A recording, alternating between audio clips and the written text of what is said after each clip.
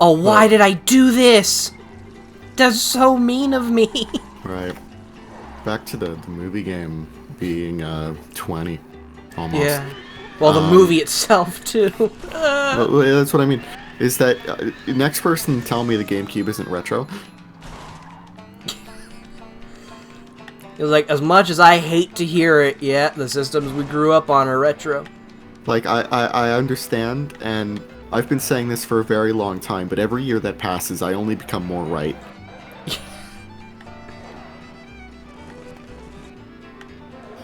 The GameCube might not feel retro. Like, I could play a GameCube game today and then still feel like, this could be released on a PS4, and I would have no problems.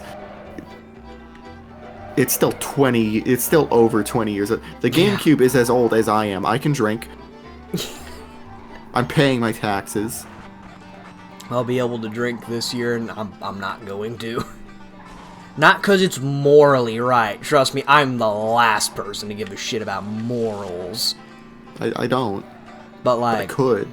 Like the only reason I'm not gonna drink is because one time I went to my dad's. I have my own set of cups there. You gotta be fucking kidding me. Really? Really now? Really? Okay. Phew. Nearly had a nearly had a Mick heart attack there. God damn, man. Whew. So as I was saying, I have my own set of cups there. He uses like generic, plain, actual cup-looking cups. So one day I went down, I ended up just using one of them because all of my normal ones were dirty. And we both happened to be drinking very similar looking drinks. One was a soda, one wasn't.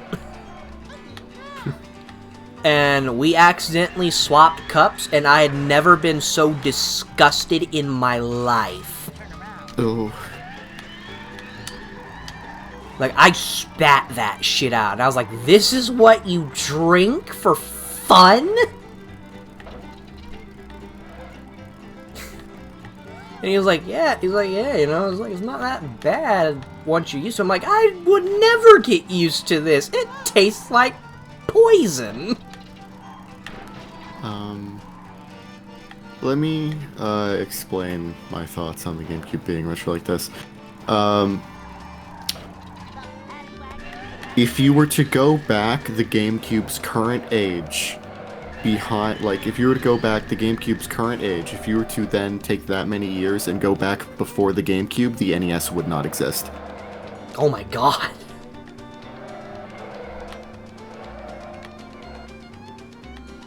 Yeah, I don't remember which one it was. It was either the NES or the Game Gear, but one of those did not officially die until like fucking 2010. I don't remember which one it was. It was more than likely. Okay, that's what I was thinking. Like, god damn, that is an impressive shelf life. And I think it might actually be Famicom repairs in Japan. Now, and I know I was wondering for certain because I know for a fact the Master System is still not dead. Like, if you go to Brazil right now, you're gonna buy brand new, in-package Master System games that were made last year. That hurts me. Yeah. I wish I had a Master System. Like, I want to buy an official Master System. Like, that's the one Sega console I'm missing, actually. I don't go out of my way to get hardware like that. I say that, meanwhile, I own a Game Boy Advance. Like, having them would be cool. We have an N64 somewhere here in the house, but my stepdad took that shit as soon as I found it. Because I was like, hey, can I keep this? And he's like, no. And he had all the good games, too. I could have finally played an OG copy of Mario 64, and then I remembered, oh, wait a minute, I don't want to do that. Because I don't want to have to grow a third arm.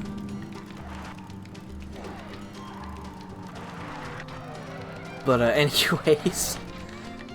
My only thoughts on the Master System right now are, why did they not include Master System versions on Origins Plus?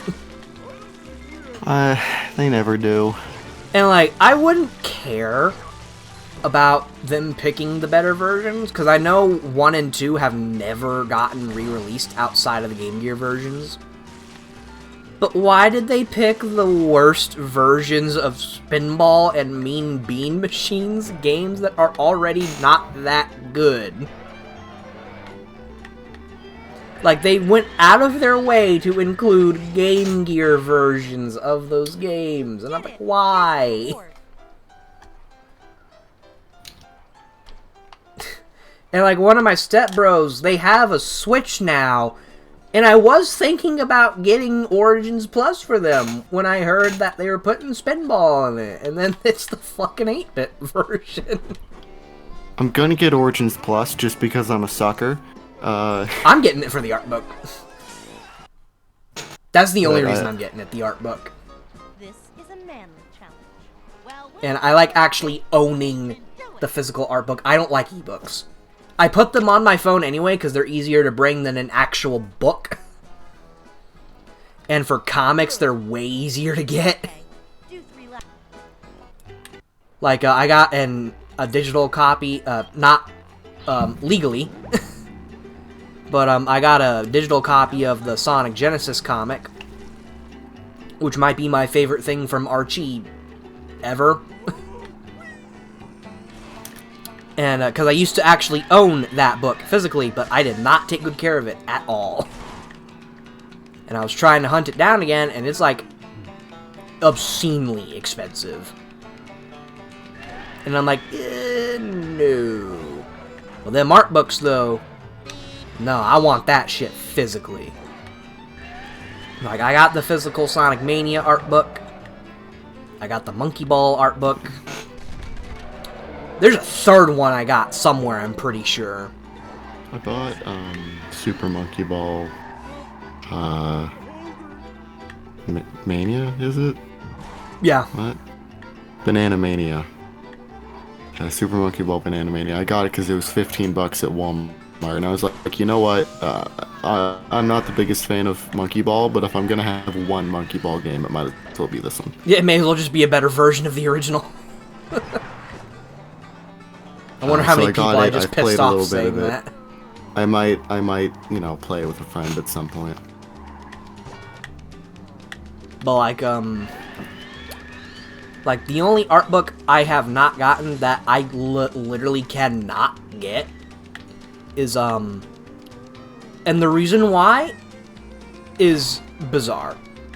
Bionicle Generation 2 had an art book, and first of all, the art in that is amazing. It's like movie quality concept art.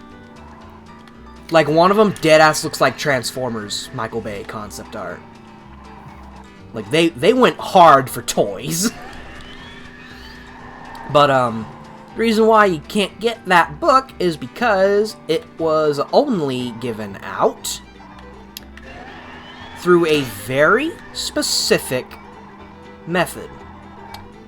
The way they capped off the Bionicle franchise for good, because, you know, Lego ain't touching that shit ever again, was they had a contest for building a Makuta, which was the main villain of that generation. And whoever had the best model won not only every single Generation 2 set in an exclusive package, but they also got an art book. And whoever won second place got the sets, but not the art book. And the person that won that, thankfully, scanned the art book. And it's got amazing stuff in it. It's got some surprisingly dark stuff in it, too. Like, there's a picture of there's art of a set that never got made. And one detail about him is he's got swords that are hot. In that art, he's chopping people in half. Kids franchise, by the way. Toys. Like, it is amazing shit. But they gave it out in such a stupid way. Like, I want that book, damn it, but I didn't have time to build something. And I probably wouldn't have won anyway. There is some art that actually didn't make it in that book, and that art's really good, too. And actually, I think the one I was just talking about isn't in the book.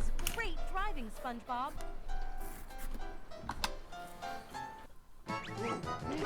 God damn.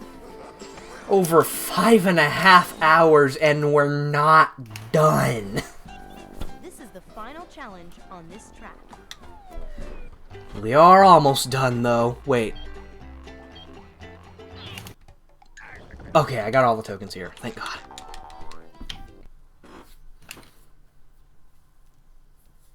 God, I'm getting exhausted now. Does the stream have any viewers at this point? 9, apparently. Oh, 2 of them just died. Oh. 7. God, I killed them. I still remember when I tuned into the stats of the DX archive, and within the day, it got over 500 views.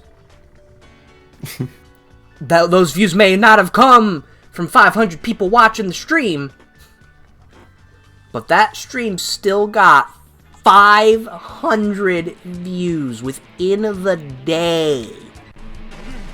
That is ridiculous. But really awesome. I just found out about the existence of the Heavy Iron modding wiki, which is a good resource. I'm glad that exists. Whoa, what the I'm really curious. So, what classifies as evil engine and good engine? Hold on a second. I have to come back and update this,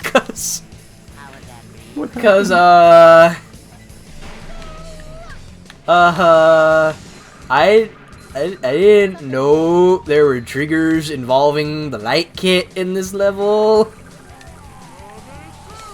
And the game's looking for a light kit that doesn't exist anymore. Wait, hold on. So what? What happened? I died by Hans grabbing me. Yeah. And all the lighting in this level uses Bikini Bottom from BFBB. Yeah. Like the object and light kits for me. Yeah. But I deleted the original one because, well, there's no point. I guess somehow I did not see that there is a trigger that happens. Because it was like this in Rub-a-Dub too. Yeah. When I was testing Encore all the way back when I first started it. If you died at any point there or crossed out of a tunnel, died by Hans that is, you would spawn back in, or you'd cross the trigger, but it would activate another light kit that didn't exist, because I deleted it. Congrats, you... So, Encore version 3, coming soon. Alright, I guess I've got to wait for 1.3. But anyways, to answer your question about the differences between the engines, the evil engine is what BFBB, Scooby, Movie, Incredibles, and Incredibles were made on. Good engine is... Oh, actually, the Ratatouille prototype was made on the the Bat Evil Engine 2. Yeah. Everything after was done on the good engine. So, like, the engine Truth or Square is built on.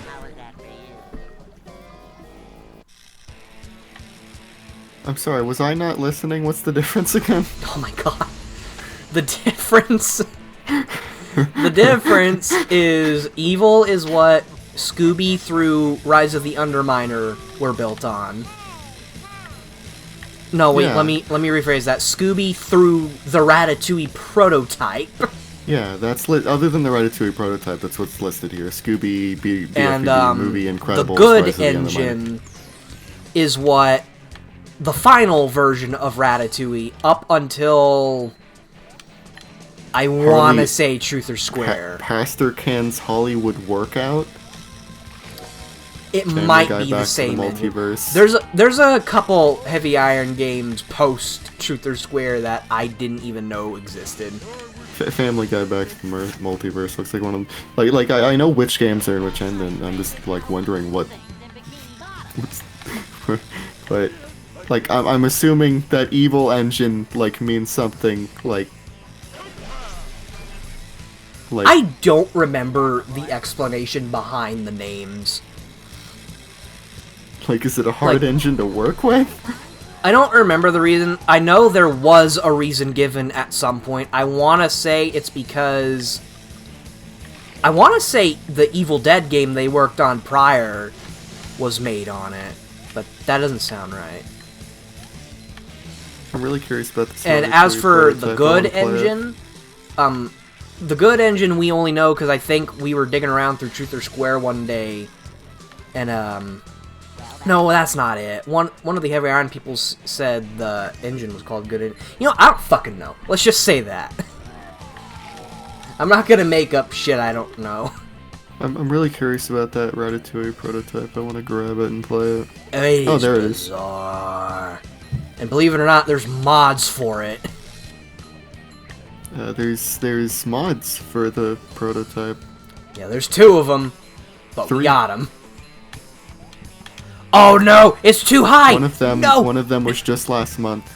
GameCube. Oh, Ratatouille was on GameCube at some point. Yeah, the mods are, one was for the Pirate Challenge, and one was for the SpongeBob Challenge. I want the extra! I know that the PS2 version of Ratatouille is different from the PS3 version. Mario fan, welcome back. I broke the game. I broke my own mod. Praise me. I would be a great employee at Sega. I break the shit I'm making and I don't fix it. Ratatouille PS2.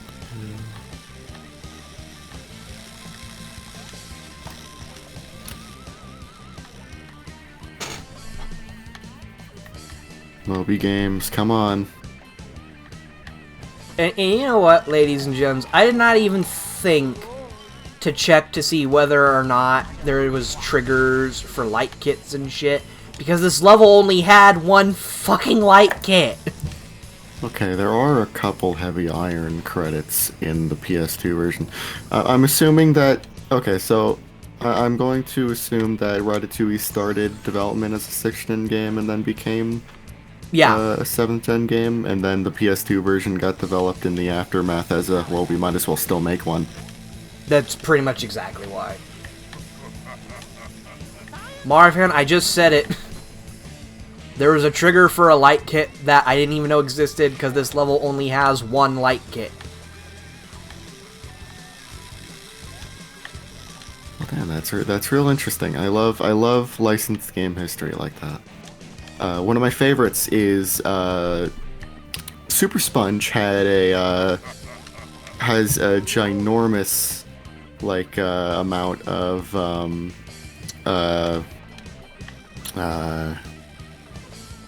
of preservation because Super Sponge Climax, when they were closing, just sold everything off, and all of Super Sponge assets were just on the CD that, we got a hold of. I was about to say, like, isn't that, like, the only reason the decomp exists? Because I know that game has a decomp. Hundreds of builds of the game, as well as all of its source code was on there. God damn. You know what? Why hasn't anyone made ports?